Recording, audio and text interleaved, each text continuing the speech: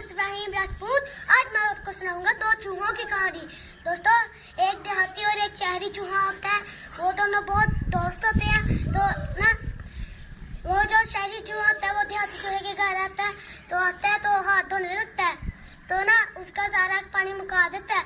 तो फिर वो गुस्सा हो जाता है, कहता है कि इतना कम पानी, मेरे शहर में तो बहुत ज्यादा पानी है, मैं बहुत ज्यादा रोड़ता हूँ। तो वो जब देहाती चूहे के पास जाता है गुस्सा होके, तो फिर ना देहाती चूहा कहता है, ये लो मैं तुम्हारे लिए फल सब्जियां लाया हूँ। वो कहता है मुझे नहीं पसंद ये। तो फिर वो उसे बहुत कोशिश करता है सही करने की, मगर वो नहीं होती। तो फिर वो कहता है आओ हम एक जगह घूमने चलते हैं। तो वो ना घूमने जाते हैं। तो ना वहाँ पे कोई कीचड़ आ जाता है। वहाँ पे वो कहते हैं ये बहुत स्मेल आ रही है इससे।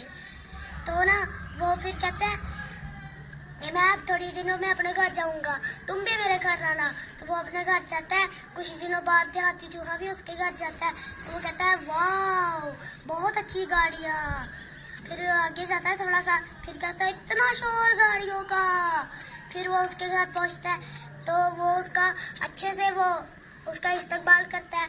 फिर कहता है अभी दस्तरखान पे थोड़ी सी देर बाद खाना लग जाएगा, तो अभी हम दोनों उसका खाना खाएंगे। तो फिर वो दस्तरखान पे खाना लगता है। वो दोनों आते हैं और खाते हैं। थोड़ी देर में मालिक आ जाता है। मालिक उसे डंडा लगा आगे डराने लगता है। फिर वो बड़ी मुश्किल से अपने घर बैठ जाते हैं। फिर वो करियाना स्टोर पे जाते हैं, वहाँ पे सैर करते हैं। फिर ना वो सब बहुत ज्यादा कुछ दिखाता है। फिर एक मोटी बिल्ली होती है। वो चूहा कहता है ये क्या है बड़े सा। वो कहता है दूसरा शहरी चूहा कि ये बिल्ली है बहुत बड़ी मोटी सी। तो वो आगे जाते हैं तो वहाँ एक जाल आ जाता है। तो वो कहता है ये क्या है। तो ना वो शहरी चूहा कहता है इसके अंदर ना जाना ये कैद कर लेगा।